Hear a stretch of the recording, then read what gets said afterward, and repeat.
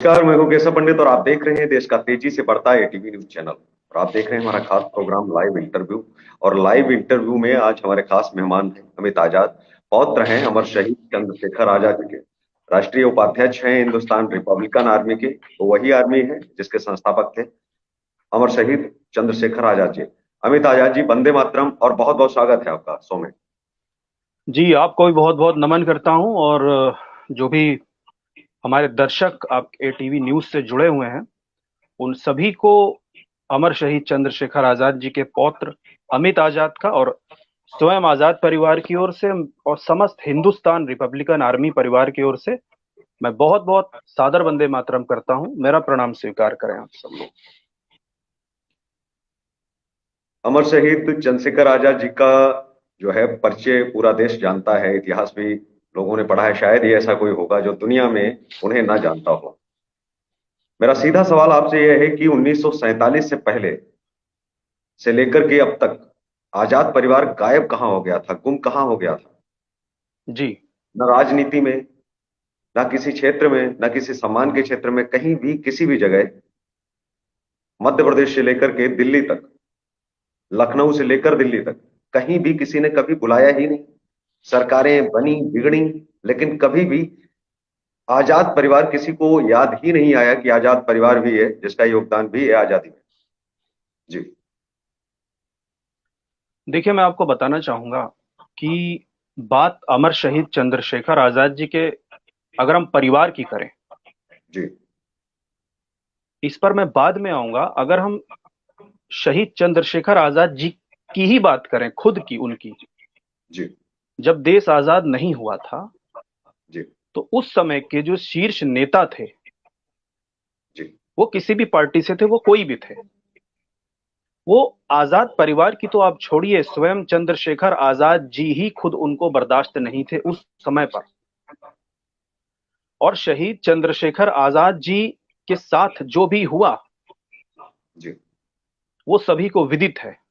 मैं यहां पर बताना नहीं चाहूंगा वो चीज, जी। किन बड़े नेताओं का उस समय भी हाथ रहा कि कंपनी बाग में चंद्रशेखर आजाद जी मौजूद हैं। जी। ये नॉट बाबर ने अपने लिखित बयान में बताया था जी। कि मुझे किसका फोन आया और वो फाइल कहां है, ये भी आप सब लोग जानते हैं। जी। उसके बाद आजाद जी शहीद हो गए।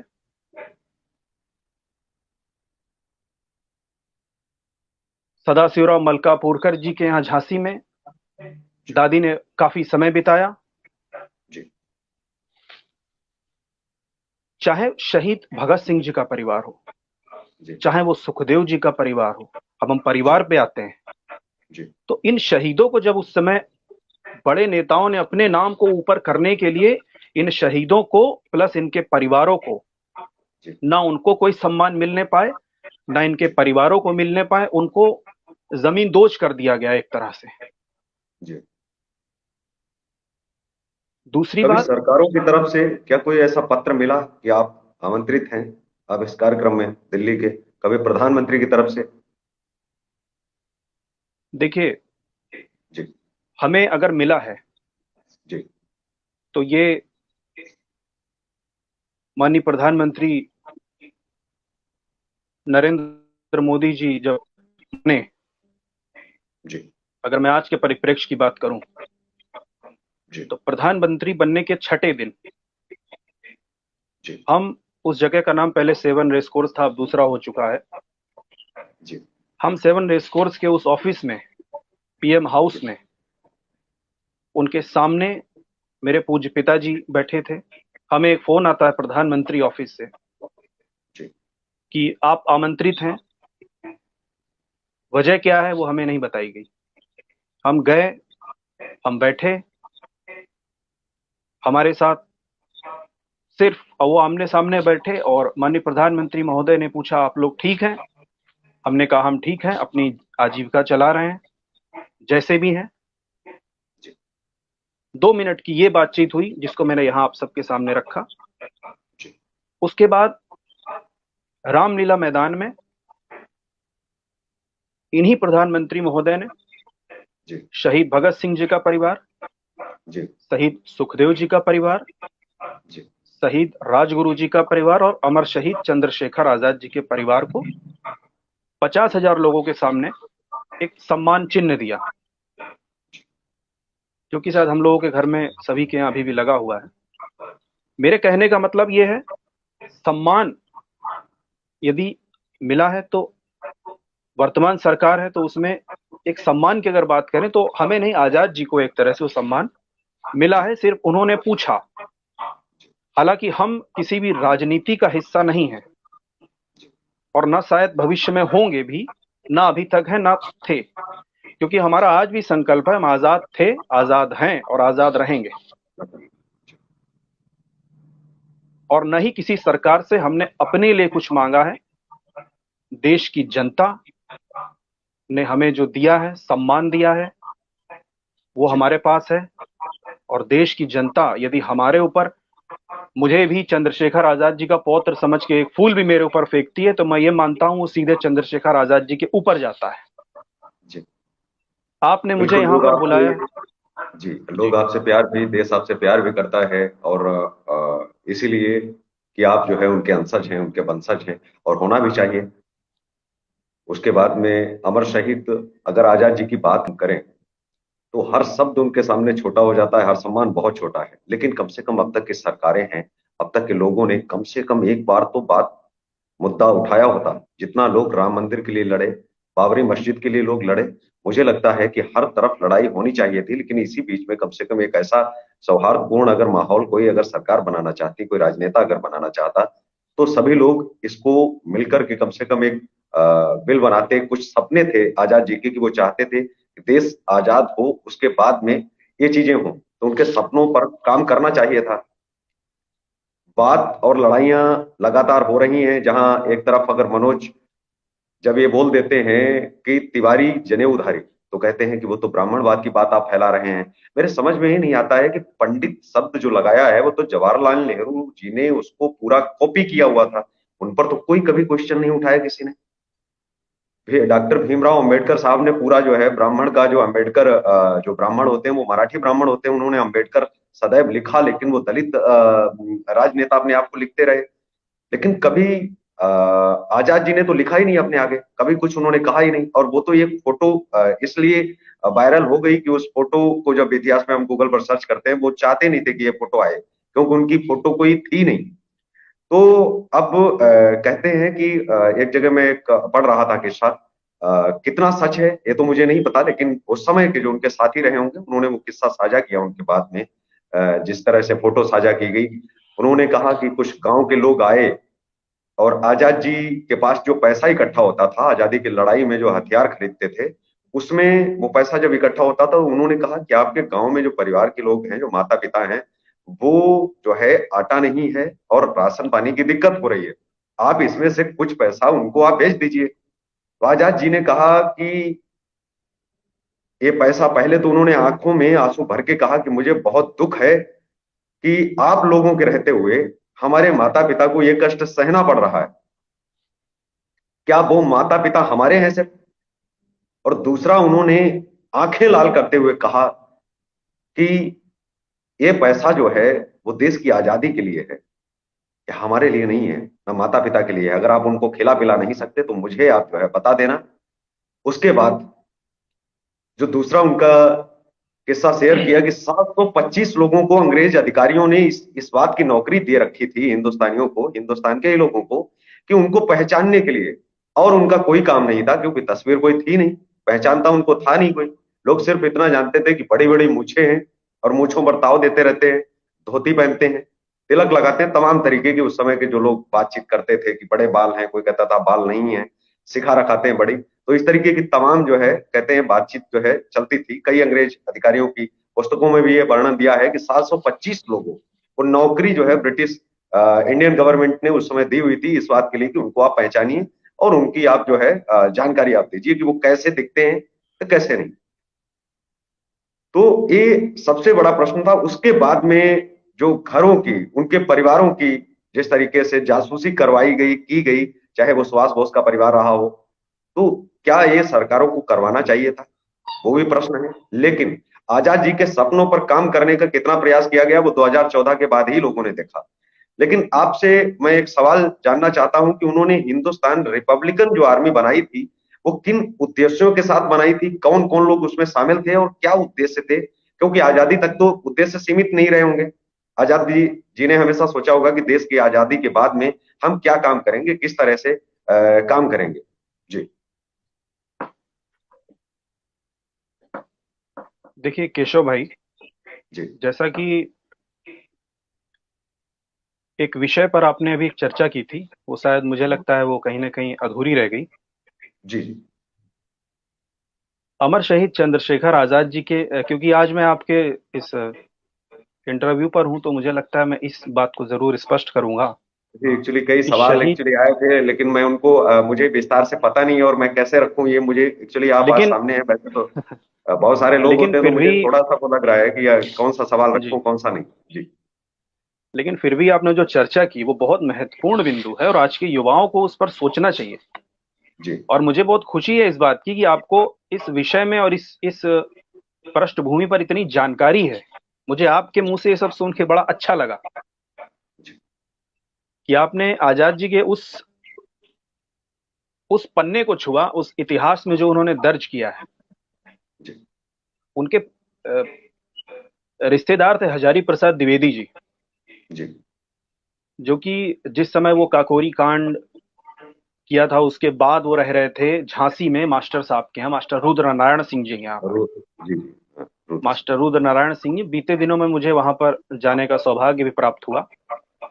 जी। वहीं पर उनके पास हजारी प्रसाद द्विवेदी जी आए और उनसे कहने लगे कि माँ का हाल ठीक नहीं है, जी। आप जाइए उनके पास। और पिताजी भी आपको ढूंढा करते हैं, उनके हाल बुरे हैं और आर्थिक स्थिति बद से बदतर है। जी। तब चंद्रशेखर आजाद जी ने उनसे कहा, और जिस हॉल में कहा था, वो हॉल जी। आज भी झांसी में, जो झांसी का किला है उसके पीछे ही गली मास्टर साहब के घर की है, वहां वो हॉल आज भी मौजूद है। जी। कभी अ, कोशिश करूंगा कि उस जगह आपका ये चैनल जाए एक बार नहीं, बिल्कुल मैं भी भविष्य में। कोशिश करूंगा कि मैं पहुंचूं वहां ऐसी जगह, क्योंकि ये तो जी पवित्र स्थल है। एक बीच में टोकना आपको चाहता हूं कि किसी कवि ने बहुत दो लाइनें मार्मिक कही कि जहां शहीदों के सोनित की एक बूंद भी गिरती है, मंदिर मस्जिद से भी पावन हो जाती वो धरती है। तो ये मंदिर मस्जिद जो है वो लाख कुर्बान हो जाते हैं जहां पर उनके पैर रज तक पड़ जाते हैं। तो वो तो कृष्ण भगवान जैसे पैर पड़े, तो वैसे इन शहीदों के, इन वीरों के कम हैं लोग। लोगों को मुझे लगता है कि वहां माथा झुकाना चाहिए। वहां से बहुत कुछ सीखने को मिलेगा और बहुत कुछ पढ़ने को। लेकिन कभी बताया ही नहीं जाता है कि वो कहाँ कहाँ रहे हैं। उनके वो जी धार्मिक स्थल ही नहीं बताए जाते। तो धार्मिक स्थल हैं जहां वो रहे हैं। चंद्रशेखर आजाद जहां रहे हैं वो धार्मिक स्थल ही बन गया। कहते हैं कि जहां पग पड़ जाए, जहां रच पड़ जाए क्रांतिकारियों की, वो धार्मिक स्थल में ही बदल जाते हैं। उन्हें घर कहना मुझे नहीं लगता। लेकिन उनकी जानकारी कभी किसी तक पहुंची नहीं, बहुत कम लोगों को है और बहुत कम लोगों तक पहुंची है। आसपास के लोग भी बहुत कम जानते होंगे। मुझे लगता है कि अगर 10 किलोमीटर का दायरा आप ले लें, उसके बाद में बहुत कम लोग जो है उसको समझते होंगे, इतनी बड़ी जी चीजों को, बिल्कुल। जिन्हें उन्हें बहुत बड़े स्तर तक समझना चाहिए। जी। नहीं, बहुत उत्तम विषय आपने लिया है और मुझे इस पर आमंत्रित करके, और मैं जी। बहुत प्रसन्न भी हूँ कि हमारा जो पत्रकारिता जगत है वो जी। कहीं ना कहीं क्रांतिकारियों के विषय में भी लोगों को जागरूक करने के लिए तत्पर है। और तत्पर होना इसलिए चाहिए क्योंकि हमारी ये विरासत है। देखिए, जी। हमारी संस्कृति, हमारी विरासत, जी। यही है हमारे पास और यही भारतवर्ष के पास है। इसी जी। वजह से भारतवर्ष आज पूरे विश्व में पूजा जाता है जी। कि हम अपनी संस्कृति के संवाहक हैं। हम अपनी 1,96,98,53,122 पुरानी संस्कृति के संवाहक हैं। इतनी पुरानी संस्कृति ऑन गूगल भी किसी देश की नहीं है जितनी पुरानी संस्कृति हमारे इस भारतवर्ष की है, इस धरा की है। जी। और उसी संस्कृति को संजोने का प्रयास, जी। इस पर मैं आया हूं, मुझे बोलने का मौका मिल रहा है। मुझे जी, लगता है ये रुद्र जी बात, ने जब मास्टर रुद्र नारायण जी ने जब उनसे कहा, तो फिर क्या हुआ आगे? फिर क्या कहा? उन्होंने यही कहा। जी। हजारी प्रसाद द्विवेदी जी मास्टर रुद्र नारायण सिंह जी के घर पर गए जी। और उन्होंने कहा जी। कि माता जी की आर्थिक स्थिति बहुत ठीक नहीं है, जी। पिताजी भी आर्थिक स्थिति से जूझ रहे हैं, जी तुम्हारे पास जो भी पैसा है उसको लेकर जी के जी अतिशीघ्र पिताजी जी के पास पहुंचो। जी तब उसी हॉल में आजाद जी ने अपनी जेब से कुछ 2-3 कारतूस निकाले अपनी पिस्टल के, जी और हजारी प्रसाद जी के हाथ पर रख दिए, जी और ये कहा जी कि ये जाओ, ये मेरे माता पिता के लिए है, जी ये मैं तुमको दे रहा हूं, इसका जो करना है, आप जी समझदार हैं, यही मैं उनको दे सकता हूं। कि अब इसका अर्थ आप लगा सकते हैं कारतूस देने का मतलब, जी कि जो मेरे पास धन एकत्र है वो देश के लिए है, और अगर वो किसी को देना भी पड़ा तो उसके लिए ये गोलियां हैं मेरे पास, वो भले ही उनके परिवार का क्यों ना हो। तो या ये आप उनको वाक्य, जाइए उनके सीने में आप गोली उतार दीजिए कि अगर ये बेटा कहे तो उस समय जो है मुझे लगता है कि देश कैसा रहा होगा, क्या समझाया गया होगा। और तब जब एक सिगरेट जो है वो जर्मनी से, इंग्लैंड से मंगाई जाती थी उस दौर में, लोग बैठा देखिए, करते थे, बोलते थे आधा घंटे के लिए। बिल्कुल, जी एक सिगरेट मंगाई जाती थी, एक धोती को प्रेस करवाने के लिए जहाज जाता था, जी ये सभी को विदित है। जी इसलिए मैं पुनः आपसे कहना चाहूंगा कि जी शहीद क्रांतिकारियों को ही वो दर्जा न मिले, इसलिए अपने नाम को सर्वोपरि रखा गया, अपने नाम से अनेक अनेक दिवस बनाए गए। जी प्रयास रहता है कि हम राजनीति की बात करने से बचें, जी लेकिन एक भूतकाल में ऐसी रचनाएं रच दी गई हैं कि उन पर बात जब तक न करें तो हमारी बात पूरी हो भी नहीं सकती। जी इसलिए मैं पुनः कहना चाहूंगा कि चाहे वो भगत सिंह जी का परिवार हो, उनके भी आज एक पौत्र हैं यादवेंद्र संधू जी, मेरे परम मित्र हैं, जी और चाहे वो यहाँ तक कि खुद एक बार अभय सिंह संधू जी हैं, शहीद भगत सिंह जी के भतीजे, अभी तो जी नहीं है, अब वो नहीं है हमारे बीच, तो उन्होंने भी ये बात स्वीकारी थी एक नेशनल टीवी पर कि हमारे परिवार की भी जासूसी हुई, जी हमारे परिवार की भी जासूसी कराई गई। जी और जैसा आपने अभी मुझसे पूछा कि HRA के बारे में भी आपने पूछा, तो मैं आपके चैनल से मैं बताना चाहूंगा, ये हमारा भी सौभाग्य है कि जी वही हिंदुस्तान रिपब्लिकन आर्मी जो सचिंद्र नाथ सान्याल और शहीद चंद्रशेखर आजाद जी ने मिल करके निर्माण की थी, जिसमें पंडित राम प्रसाद बिस्मिल जी, पंडित शहीद अशफाक उल्ला खान जी, ठाकुर रोशन सिंह जी, ये जी सारे ही लोगों ने मिल करके इसी संगठन के बैनर के तले काकोरी कांड को अंजाम दिया। वही संगठन पुनः उसी काकोरी कांड के प्रेम कृष्ण खन्ना जी, मेरे पूज्य पिताजी को सौंप कर गए इसकी जिम्मेदारी। और आज भी, हालांकि ये जी हिंदुस्तान सोशलिस्ट रिपब्लिकन एसोसिएशन था, लेकिन ये जो जी हिंदुस्तान रिपब्लिकन आर्मी नाम है, ये माननीय श्री प्रेम कृष्ण खन्ना जी ने ही हिंदुस्तान रिपब्लिकन आर्मी शब्द पिताजी को दिया, कहा इसको ही आप आगे जी चलाते रहेंगे। और जी आज बड़े ही मैं गर्व से कहना चाहूंगा कि हम लोग, अगर आप भारत की ट्रेनों पर एक तिरंगा देखते हैं जी इंजन के आगे, तो वो जी इसी संगठन की देन है। जी रेल मंत्री से मिलकर हमने 2 ऑप्शन उनको दिए थे कि आप तिरंगा इंजन पर लगाएं या शहीदों के नाम से ट्रेन चलाएं, तो तिरंगे वाला उन्होंने स्वीकारा। और इंजन पर आप ऑन गूगल भी चेक कर सकते हैं कि खुद रेल मंत्रालय ने ट्वीट किया कि ये कहां से इंजन पर हमने तिरंगा डाला, और उसके बाद फिर स्वयं रेल मंत्रालय ने बोगियों पर डाला। फिर स्वयं रेल मंत्रालय ने, आज किसी भी स्टेशन के आगे आप देखेंगे तो तिरंगा आपको लगा मिलेगा।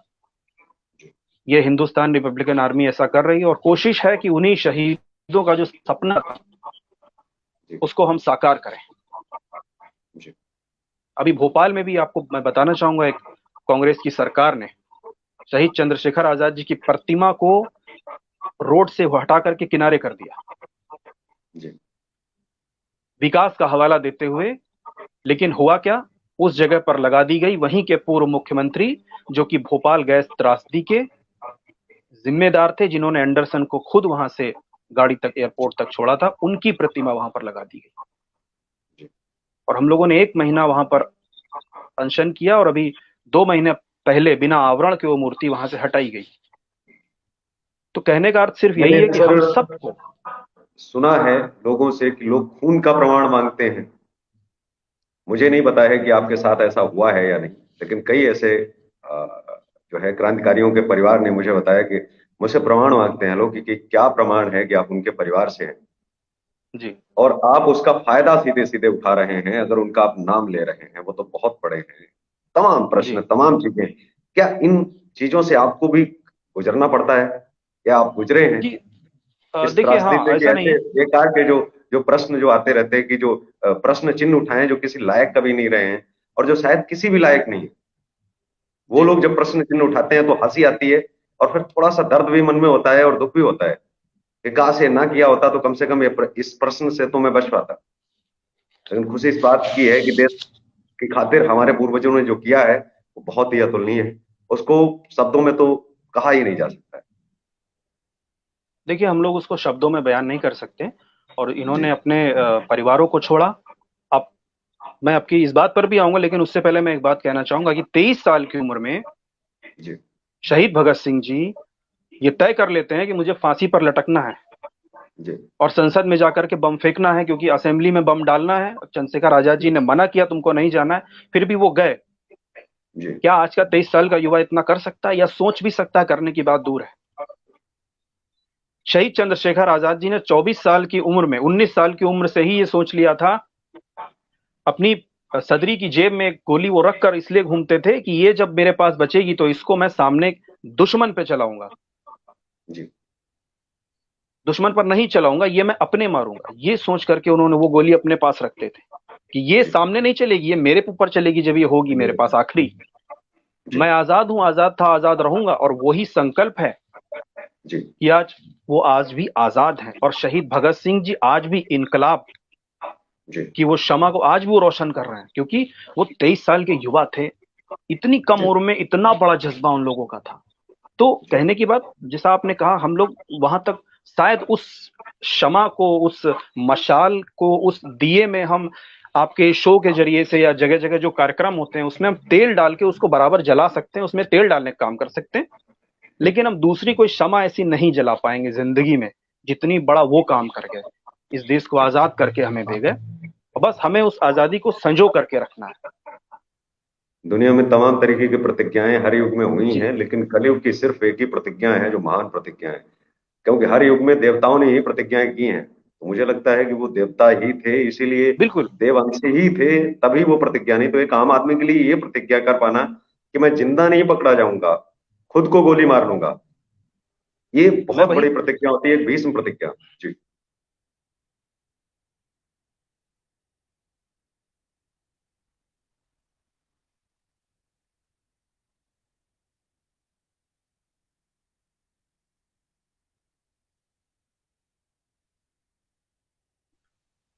जोड़ो इससे। जी। जी। मैं मेरी आवाज मिल रही है आपको? बिल्कुल आपकी आवाज आ रही। जी। मैं पुनः बताना चाहूंगा, वो मास्टर साहब जी का जो घर है वहां से थोड़ी दूर पर चौकी है सामने। जी। आजाद जी मास्टर साहब को सिर्फ दिखाने के लिए रोज वहां से टहल कर मूछों पे ताव दे के चले आते थे कि देखो मुझे कोई जानता तक नहीं, जी। मुझे कोई नहीं पहचान पाता है। जी। क्योंकि आजाद, गुलाम भारत में एक ही आजाद था, वो थे चंद्रशेखर आजाद जी। जी। उनको किसी ने देखा ही नहीं था। जी। और यही फोटो वाली एक बात, मैं बात पर आऊंगा, लेकिन उससे पहले मैं एक चीज और स्पष्ट कर दूं। आपने सवाल पूछा था मुझसे, जी।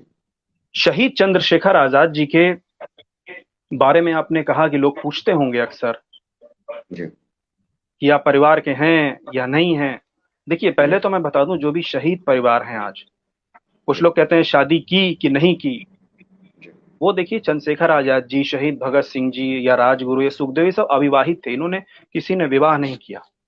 जी। आज जो भी परिवार है वो सब भाइयों से हैं। जी। जैसे कानपुर का मैं पीछे जाना चाहूंगा, कानपुर में एक भौती गांव है, कानपुर देहात में। जी। वहां पर पंडित टीकाराम तिवारी, प्रकांड ब्राह्मण, जी।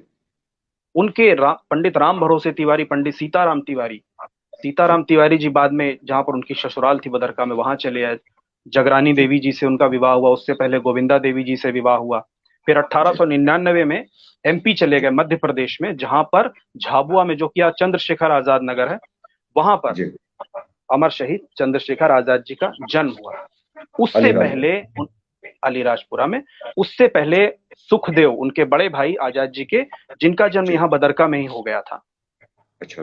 सुखदेव जी। जी को गोद में लेकर 1899 में यहाँ से वो झाबुआ चलेगा और वहां रहे, और रहेगा यहाँ पंडित राम भरोसे तिवारी, जो आकर के मलियाबाद, जहाँ का आम जी। पूरे विश्व में मशहूर है, वहां पर जी।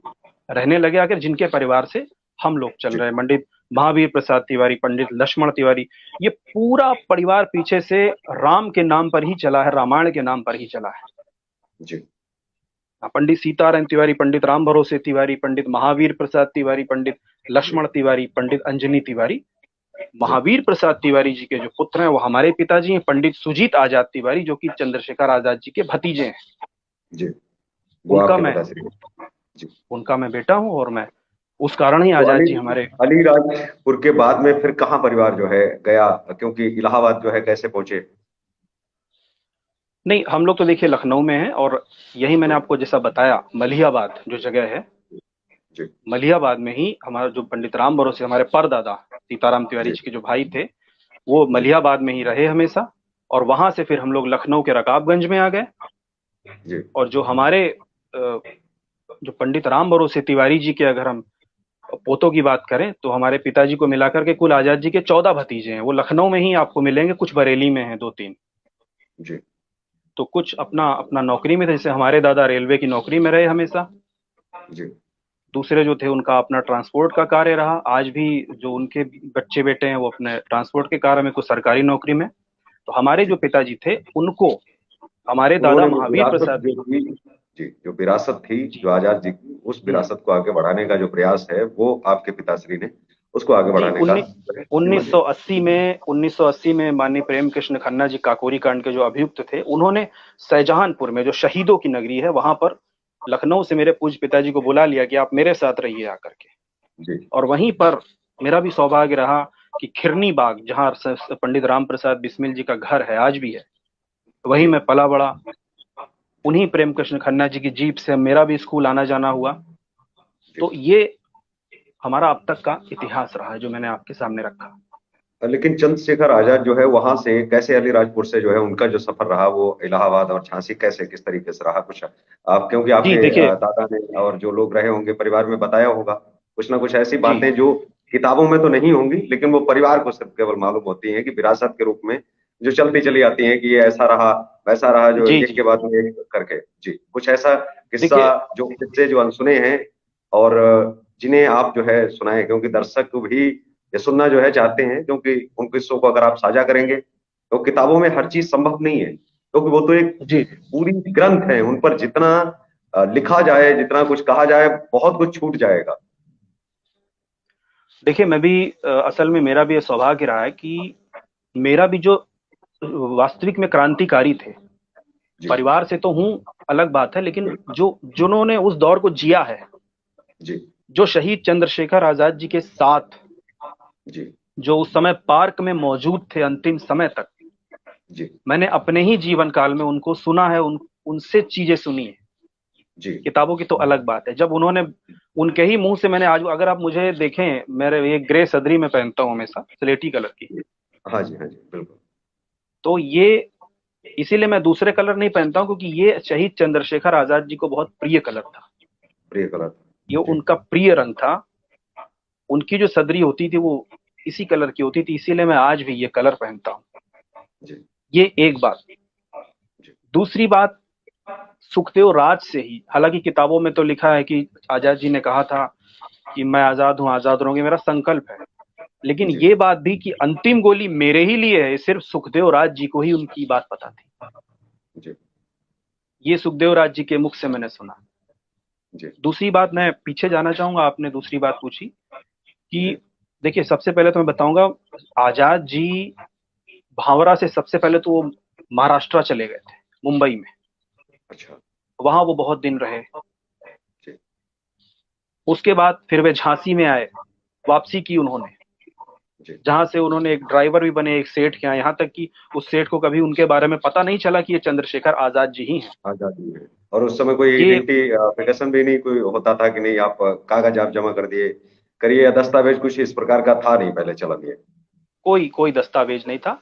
और जी। बलराज नाम के साथ वो वहां पर रहे, उनका नाम बलराज था उस समय जब वो वहां पर थे। अच्छा। हाँ, उसके बाद आपने जो झांसी के पास एक जगह है, सतारा नदी के किनारे, जी जहां वो मंदिर बना कर रहे, आज भी वो कमरा है, वहां पर आप जा सकते हैं। हालांकि सरकारों को उतना ध्यान देना चाहिए, नहीं दिया है। ये भी एक विडंबना है, जितना देना चाहिए। हालांकि जितना अभी दिया है इस जी दौर में, जी उसके लिए सरकार को शुभकामनाएं हैं। जी। लेकिन लेकिन वो अगर ये जगह अभी भी, यही अगर इतना ही समय और इतना वक्त अगर ये शुरुआत से दिया गया होता तो आज इतिहास कुछ और होता और युवाओं में जो सोच होती वो कुछ और होती। देखिए बिल्कुल आपने सही कहा, इतना ही अगर शुरू से दिया होता। लेकिन मैं फिर कहना चाहूंगा कि कोशिश की गई कि एक ही परिवार का नाम रहे, एक ही व्यक्ति का नाम रहे, कि दूसरा कोई कुछ है ही नहीं, भले ही उसने अपनी जान दे दी हो, अपने जी प्राणों को न्यौछावर कर दिया हो, सिर्फ एक जी ही परिवार रहे। यही आज तक मनाया गया। लेकिन देर से जो भी ईश्वर करता है वो अच्छा हुआ कि अब कम जी से कम एक आजादी का अमृत महोत्सव तो चल रहा है, जिसमें कम से कम नाम तो लिए जा रहे हैं। जी मैं बिल्कुल। भी सरकार के कई कार्यक्रमों में गया जिसमें कम से कम आजाद जी के बारे में बताना होता है, भगत सिंह जी के बारे में बताना होता है। तो ये बड़ा अच्छा है कि भारत जग रहा है, और जी अच्छी बात यह है पत्रकारिता के माध्यम से जग रहा है। आपके चैनल के माध्यम से भी आपने भी इस विषय को आज लिया, ये बहुत उत्तम विषय है। दूसरी बात मैं कहना चाहूंगा कि शहीद चंद्रशेखर आजाद जी आजाद कैसे बने, ये भी सभी को भी विगत मैं पुनः एक बार बताना चाहूंगा कि शहीद चंद्रशेखर आजाद जी के बनारस में वो जी जेल आज भी मौजूद है, जी जिस जगह पर उनके वो बेंत लगाए गए थे, जहां पर उन्होंने कहा था कि मेरी माँ पिता का नाम है स्वतंत्र, माँ का नाम है आजादी और मेरा नाम है आजाद, और रहता हूँ जेल खाने में। तो जज ने कहा तुम्हारा क्या नाम है? उन्होंने कहा मेरा नाम आजाद है। और उनके जी बेंत पढ़ते गए और वो कहते रहे कि महात्मा गांधी की जय, वो कहते रहे वंदे मातरम, भारत माता की जय। उन्होंने अपने कंधे पे उठा लिया जी और उठा के कहा वास्तव में ये बच्चा आजाद है। एक 15 साल का बच्चा, आज भी वहां पर अंकित है ये उम्र, कि जी 15 साल का बच्चा इतना जज्बा रख सकता है। और उनको अपने सिर पर रख लिया और उन्होंने कहा कि वास्तव में ये आजाद आजाद आजाद है, और वो आज भी हम और आप उनको आजाद के नाम से संबोधित कर रहे हैं। तो ये होते हैं इस देश के शहीद। और बात शहीदों की अगर हम करें, मैं आपको जी पुनः एक बार बताना चाहूंगा 1925 में जब काकोरी कांड हुआ, काकोरी कांड के विषय पर थोड़ा दृष्टिकोण एक बार मैं उस विषय जी पर बोलना चाहूंगा। जी शाहजहांपुर में एक मीटिंग बुलाई गई जिसमें कि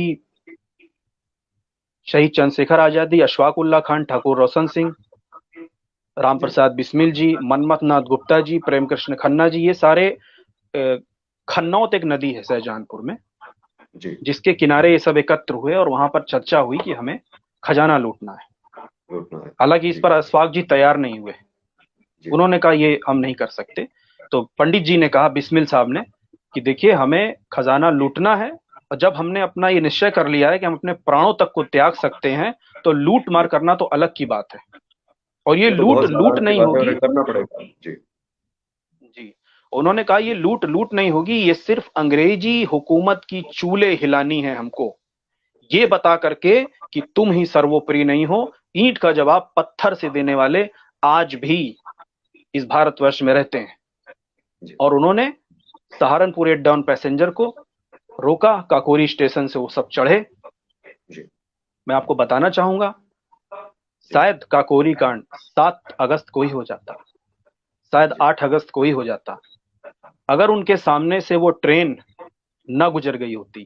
क्योंकि जी हमारे क्रांतिकारियों को ये पता ही नहीं चला कि यही वो ट्रेन है जिसे हमें लूटना है। उसके बाद मैं आपको जी बताना चाहूंगा, काकोरी कांड के समय जो सबसे छोटी उम्र के थे, मनमथ नाथ गुप्ता जी, जी उनकी ड्यूटी लगाई गई बिस्मिल जी साहब ने कि आप पता करेंगे कौन सी ट्रेन है, तब हम उस पर धावा बोलेंगे। उसके बाद लखनऊ से 14 किलोमीटर पैदल रेलवे लाइन के किनारे किनारे मनमथ नाथ गुप्ता जी ने 2 दिन पैदल चल करके देखा कि कौन सी जगह है, कहाँ पर ट्रेन रोकनी है, कौन सी वो गाड़ी है। तब वास्तविकता में उन्होंने ही बताया कि ये ट्रेन है, इसी को हमें लूटना है, और इस जगह पर आउटर 2 किलोमीटर पर हमें रोकनी है, जहां पर वो आज स्थान बना हुआ है काकोरी स्मारक।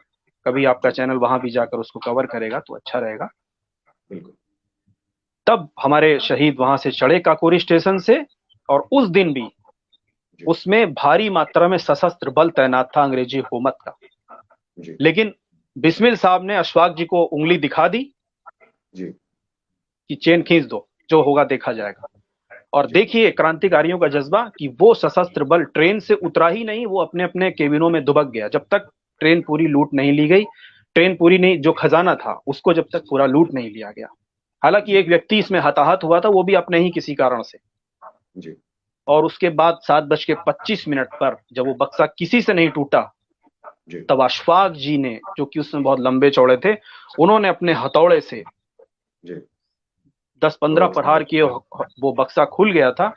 और वहां से सब इधर जो चौक एक एरिया है लखनऊ में, वहां आकर के एक छेदीलाल धर्मशाला है आज भी, जी उस छेदीलाल धर्मशाला में सब आए और सामने वाला कमरा लिया, क्योंकि उसमें खिड़की, आज भी खिड़की है वहां पर, ताकि हम देख सकें कहां पर क्या हो रहा है। वहां से फिर अपने अपने गंतव्य को सब गए। दूसरे दिन का जो अखबार था वो आग उगल रहा था कि ये महात्मा गांधी से सवाल किया गया कि ये आपकी अहिंसावादी है, ये आपके युवक अहिंसावादी, आप तो अहिंसा की बात करते हैं। तब उन्होंने एक बयान जारी किया था कि ये कुछ सिरफिरे युवक हैं, मेरा इन युवकों से कोई लेना देना नहीं। और यही वो वाक्य था जहां से क्रांतिकारियों की और जो सरकार है की राहें अलग विचारधारा अलग हो और चुकी दशा दोनों बदल गई। वो नरम दल और गर्म जी दल में जो है अलग अलग जो है बदले। जी जी बिल्कुल। आप जो है जिस तरीके से कह रहे हैं कि अगर शुरुआत से कहीं ना कहीं नरम दल का भी योगदान रहा है, लेकिन जो नरम दल के साथ जितनी नरमी बरती गई, उतनी अगर गर्म दल के साथ नरमी बरती जाती तो ना तो उन अंग्रेज अधिकारियों को ये झेलना पड़ता, क्योंकि अंतिम में उन्होंने ये कभी नहीं कहा कि इनकी वजह से हमें मिला है। उन्होंने लास्ट में बस जो गर्म दल की वजह से ही ये देश छोड़ना पड़ रहा है ये भी लिख दिया। लेकिन सबसे बड़ी बात ये आती है कि उन अंग्रेजों को जिस तरीके से बढ़ाते रहे, फोटो इनकी है सारी। अमर शहीद चंद्रशेखर आजाद जी की तो कोई फोटो है ही नहीं किसी अंग्रेज अधिकारी के साथ में। तो कहते हैं कि ये आरएसएस वाले जो है वो अंग्रेजों के तलवे चाटते रहे, ये हिंदू तलवे चाटते रहे, वो तलवे चाटते रहे। लेकिन लोगों के ऊपर लगातार इल्जाम लगाए गए कि नहीं, ब्राह्मण जो है वो सबसे ज्यादा उनके पास में झुके। तो मैं कहूंगा कि ब्राह्मण झुके, लेकिन वो ब्राह्मण नहीं, वो पंडित जी ही थे। पंडित जो अपने आप को सबसे पहले लगाते थे, जवाहरलाल नेहरू जी। कभी उनके ऊपर कभी किसी ने कोई ऑब्जेक्शन किया? एक फोटो पर नहीं। आप इडविना के साथ में देखिए, आप तमाम लोगों के साथ में फोटो बैठकर जाते हुए, हंसते हुए। एक भी क्रांतिकारी पूरी आजादी में हंसा तक नहीं, हमेशा गंभीर रहा। परिवार उसका ऐसी स्थिति में रहा जो ये समझिए कि उनको गोली तक निकालने की और देने की, और कि आप उनको खत्म कर दीजिए, मैं समझूंगा कि मेरा परिवार था ही नहीं। अनाथ होना स्वीकार हो गया कि अनाथ हो जाऊंगा, वो ठीक है, लेकिन देश को अनाथ नहीं होने दे सकता, देश को ऐसी जगह नहीं छोड़ सकता। लेकिन जो आप जिस तरह बताते हैं कि जो उनके साथी थे, तो ये जो अंतिम शब्द जो लिखे जाते हैं, जिन पर कहा जाता है, उन्होंने कहा कि माँ बस मुझे माफ करना, मैं साथ नहीं दे पाया। जब ये हम लोग फिल्मों में जब एक नाट्य रूपांतरण के तहत भी देखते हैं तो आंखों में आंसू आ जाते हैं और खून खौलने लगता है, रोंगटे खड़े हो जाते हैं। तो उस समय ये शब्द निकले तो होंगे ही, क्योंकि एक आजादी का मतवाला अगर इतना बड़ा शब्द नहीं बोले तो आजादी के लिए वो दौड़ रहा था, ये तो सब निकलना ही था, होना ही था। लेकिन जो हुआ, क्या हुआ, किस तरह हुआ, वो तो सभी ने देखा। उस पर कोई शब्द नहीं आज तक जो है बोल रहा, ना कोई जांच उसके बाद में बिठाई गई, जासूसी कराई गई, जांच नहीं बिठाई गई। लेकिन जिस वंदे मातरम की वजह से, जो खुदीराम बोस 9 वर्ष की उम्र में जिस वंदे मातरम के पन्ने बांटते हैं और वहां से चिंगारियां जलती हैं, उस जिस वंदे मातरम की वजह से जो है देश में एक आग जो है ज्वाला का रूप ले लेती है, उस वंदे मातरम को सिर्फ ये बोला जाता है कि आप छुरी रख दीजिए। कोई बोलता है कि वो आतंकवादी। आज तक एक्शन नहीं। देश को कहते हैं कि अंग्रेजों ने माफी नहीं मांगी जलियांवाले बाग हत्याकांड पे, उन्होंने इतना बड़ा करवाया। मैं कहता हूं देश के अंदर जिन्होंने इतना बड़ा शब्द बोल दिया उन्होंने माफी नहीं मांगी। अंग्रेज तो बहुत दूर की बात रही। इंग्लैंड क्यों? इंग्लैंड तो बाद में माफी मांगेगा, इंग्लैंड तो बाद में उठता है। कि हमारे देश के जो अंग्रेज हैं वो कम माफी मांगेंगे, जिन्होंने ये सब चीजें हर रोज बोलते रहते हैं। उन्हें कोई ऐसा बिल नहीं आना चाहिए क्रांतिकारियों को चोट पहुंचाए, जो देश की अस्मिता को पहुंचाए, देश की आस्था को चोट पहुंचाए। और किसी भी क्रांतिकारी को चोट अगर पहुंचाता है तो उसको कठोर सजा का प्रावधान होना चाहिए या नहीं? और अगर नहीं तो फिर कैसा संविधान, कैसी आजादी? फिर तो चाहे जो करो। अगर एक महाराज जी बोल देते हैं कि गांधी जी कुछ आगे अब शब्द लगा करके, तो उनको रात में ही उठवा लिया जाता है। ठीक है, किसी पर नहीं बोलना चाहिए, लेकिन किसी क्रांतिकारी पर नहीं बोलना चाहिए, उसमें वीर सावरकर भी तो आते हैं। मतलब आप दिन रात कर सकते हैं, राहुल गांधी जी दिन रात बोलते रहते हैं उनके ऊपर, तो वो चलेगा, ठीक है। तो आज जो है, आज का जो दौर है, जो संविधान में जो नए बिल क्या नहीं आने चाहिए, जिससे देश की, राष्ट्र की अस्मिता जो खतरे में है, वो खतरे में नहीं दिखाई देती है। इनको संविधान खतरे में दिखाई देता है, इनको कुर्सी खतरे में दिखाई देती है, इनको लोकतंत्र भी कभी कभी खतरे में दिखाई देने लगता है। कुछ कहेंगे आप? देखिए, मैं यही कहूंगा जी। कि जब वो कहते हैं कि मैं सावरकर नहीं हूं जो मैं माफी मांगूंगा, जी। ठीक है, तो पहले तो उन्हें पता करना पड़ेगा आप वास्तव में सावरकर नहीं हैं। जी। और आप क्या, आपकी पीढ़ियां भी सावरकर नहीं हो सकती, हो क्योंकि सकते हैं। जी। सावरकर बनने के लिए सेल्युलर जेल में एक बार जाना पड़ेगा और वहां पर जाकर देखना जी। पड़ेगा कीड़ों से युक्त दाल, जी। दूर देश जहां पर वीराना था, दिन रात कोड़े लगाए जाते थे, तलवारों पर खड़ा किया जाता था, जी। तब बनते हैं सावरकर। और भगवान करे इस देश में सावरकर एक नहीं, 1,000 पैदा हो, क्योंकि मैंने आपके भी शब्द अभी सुने। जी। एक पत्रकार और एक जर्नलिस्ट के मुंह से जो शब्द हैं क्रांति की रसधारा को लेकर के, इतने सुंदर मुझे लगे। ये होना चाहिए। और उन लोगों से मैं पुनः कहूंगा कि सावरकर एक नहीं, सावरकर यहां पैदा होते रहेंगे। और अगर वो हिंदुत्व की बात करें, वो परिप्रेक्ष्य और था। उस समय सिर्फ और सिर्फ हमें आजादी चाहिए थी, और वो हमारे शहीदों ने ठाना था कि इसे हम ले करके रहेंगे। उन्होंने लिया, भले इसका श्रेय कोई भी ले, कोई भी कहे जी। कि बिना तलवार के साबरमती के संत तूने कर दिया कमाल, जी। दे दी हमें आजादी बिना खड़क बिना ढाल। मैं मानता हूं महात्मा गांधी जी की वजह से हमें आजादी मिली, लेकिन शहीद चंद्रशेखर आजाद जी की पिस्टल से निकली हुई गोली भी जी। बेकार नहीं गई थी, और शहीद भगत सिंह जी की फांसी भी बेकार नहीं गई थी। और सावरकर जी ने जो बलिदान सेलुलर जेल में दिए हैं, वो भी बेकार नहीं गए और न कभी जाएंगे, कोई कितना भी कहे। लेकिन जो इतिहास है वो अपनी गवाही खुद देता है।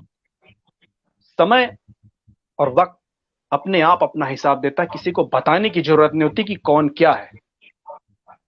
इसलिए मैं पुनः कहना चाहूंगा कि जो लोग, जो पार्टियां अपने बैनरों के ऊपर शहीद चंद्रशेखर आजाद, भगत सिंह, अशफाक उल्लाह खान, ठाकुर रोशन सिंह, इन सब के चित्र लगाते हैं, वो लगाने के साथ साथ कम से कम उनके लिए क्या हमें करना है ये भी सोचें। जैसा कि आपने ही, मुझे अभी मेरी चर्चा हुई थी तो आपने भी मुझसे बताया कि इन शहीदों का सम्मान कहाँ है।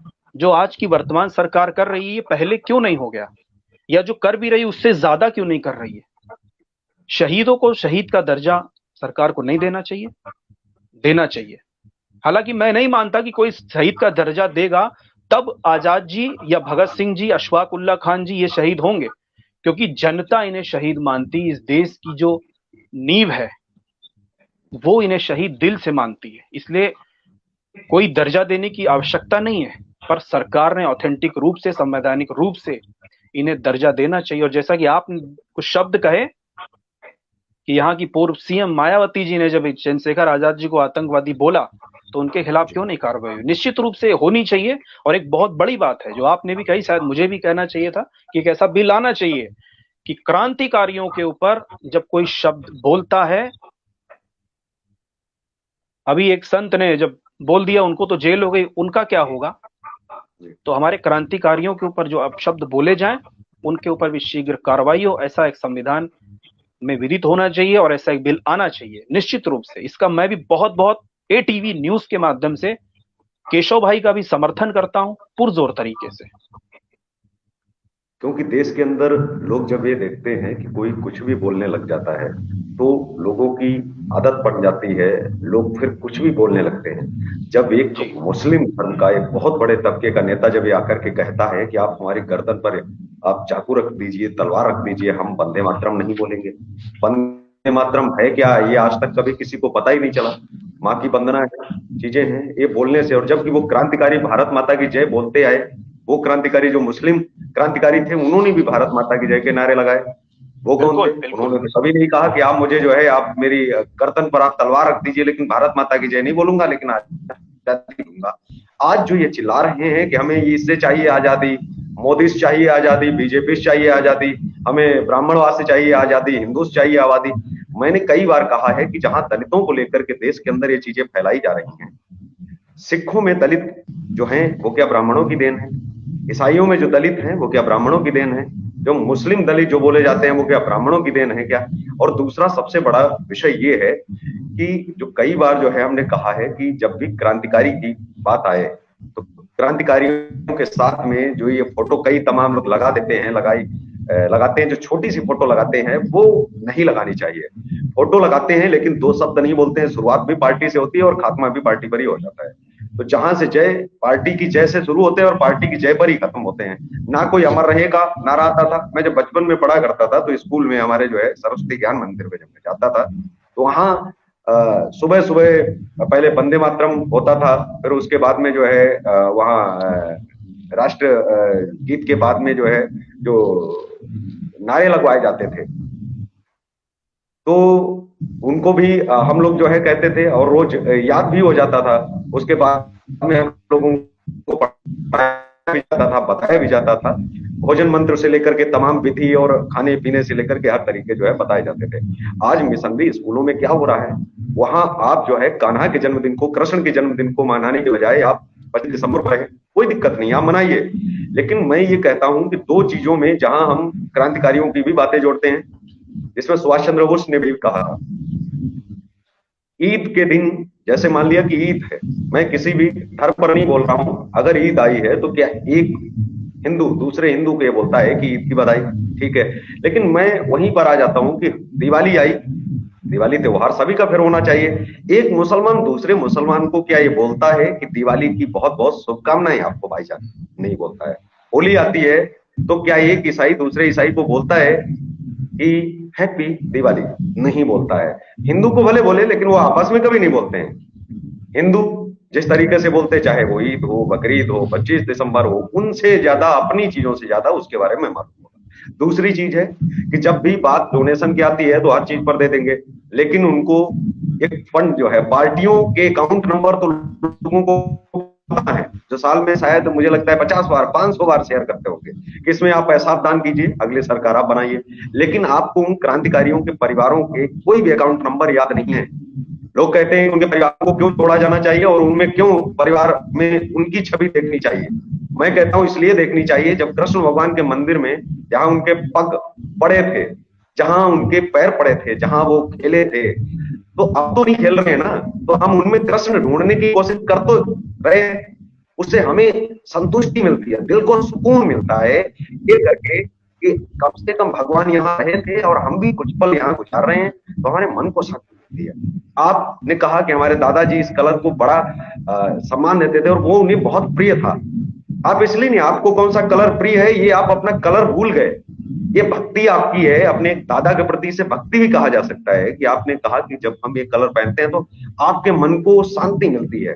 आप देखते हैं कि शायद वो कहीं से भी मुझे देख रहे होंगे, ये मेरे ऊपर गर्व थोड़ा कर रहे होंगे कि हमारे बच्चे हमारी चीजों को फॉलो कर रहे हैं। तो ये है कि एक संतुष्टि मिल जाती है। जैसे आज आपसे बात की तो हमें लगता है कि हम उस खून से बात कर रहे हैं, उस परिवार से बात कर रहे हैं, मन को तसल्ली मिलती है। यही बातें एक आपको एक्सपर्ट बता सकता है, प्रोफेसर बता सकता है, शायद अमित आजाद तिवारी जी से ज्यादा बता सकता है बैठ करके यहाँ पर, उनसे अधिक बता सकता है।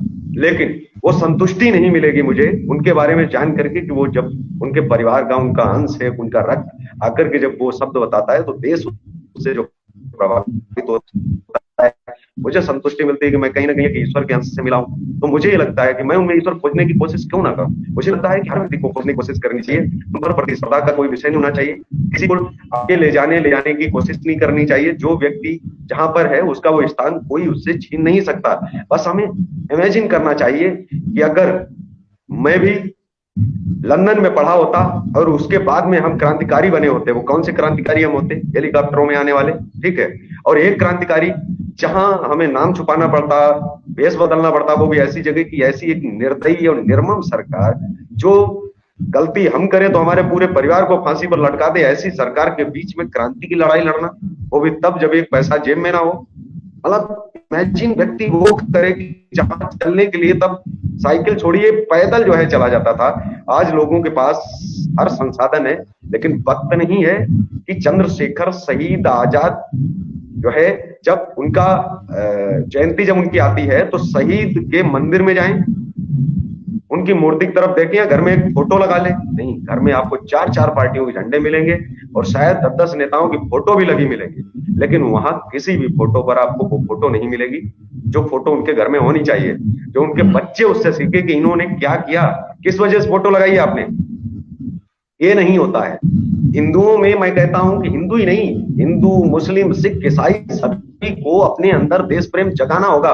उनको साबित नहीं करने की जरूरत है, वो अपने घर में ये चीज दिखाएं कि हमने इसलिए बेटा ये फोटो लगाई है। क्या 1000 रुपए 500 रुपए के तो लोग सिगरेट पी करके फूंक देते होंगे, ड्रिंक में चले जाते हैं, इधर उधर चले जाते हैं, पैसा खर्च कर देते हैं। मैं कहता हूँ एक फोटो 200-300 रुपए की भी आती है, आप घर में नहीं लगा सकते।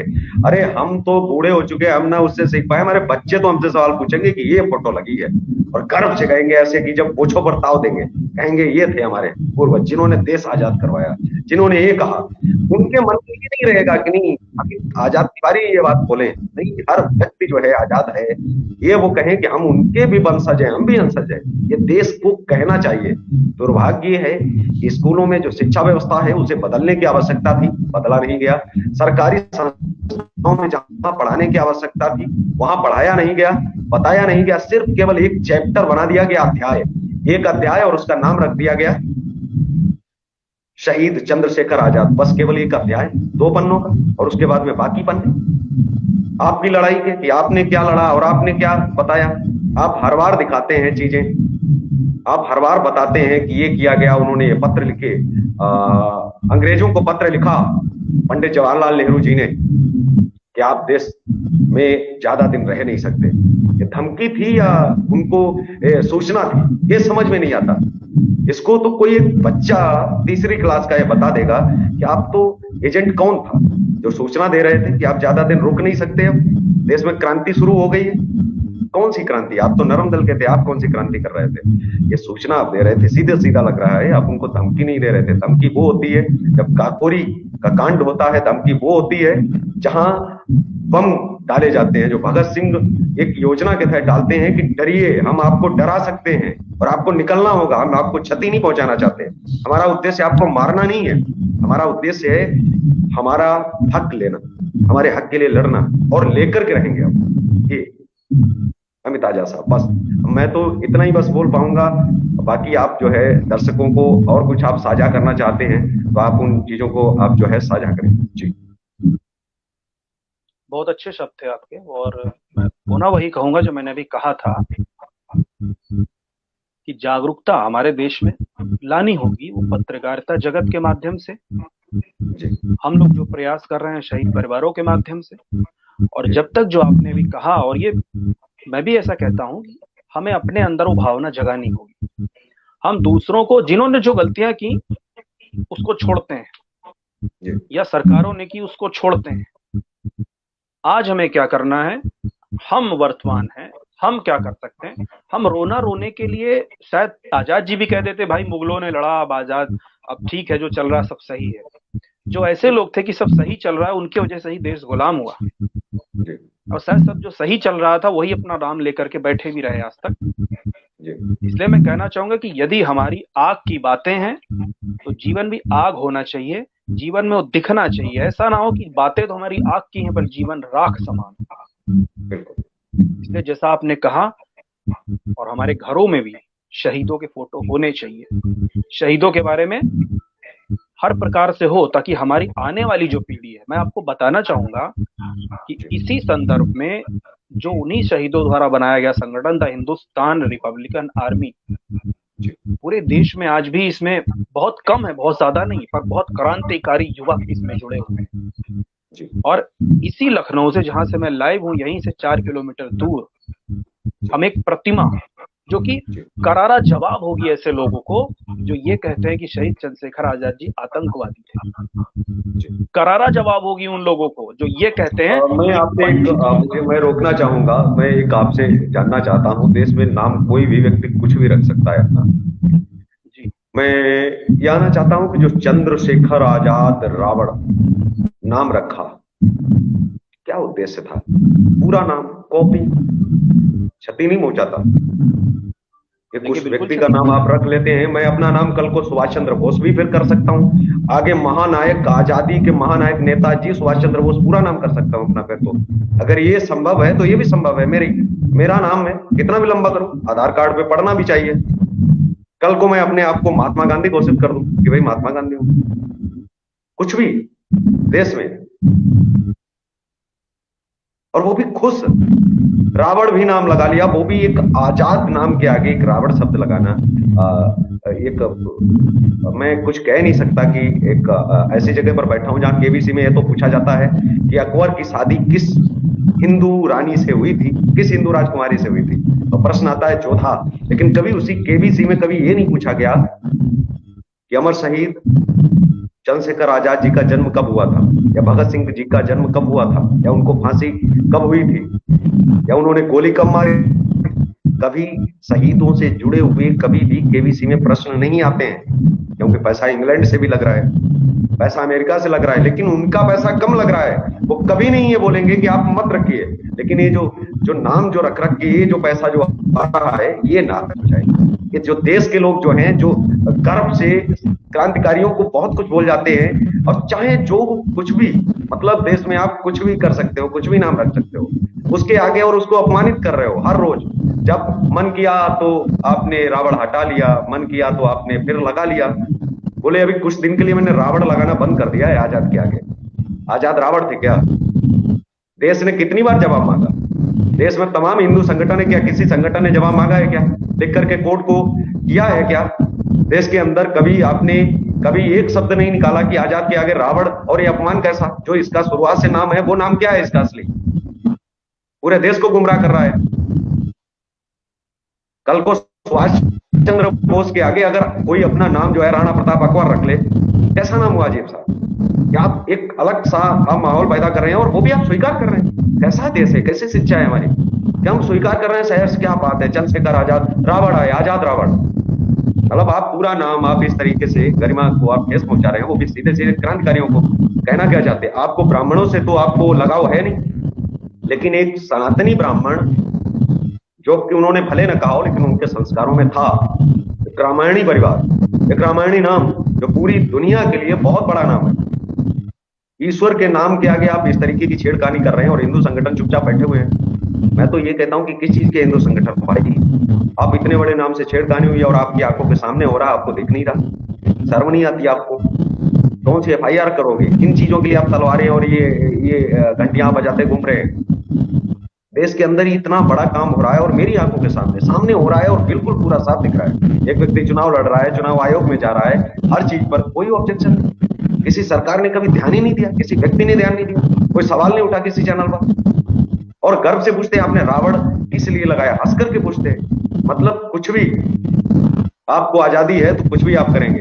कोई व्यक्ति ये बोलता है कि हमारे वंदे मातरम नहीं बोलूंगा, आप तलवार रख दो बस, उसकी तर्ज पर आप कुछ भी करते चले जाते हैं।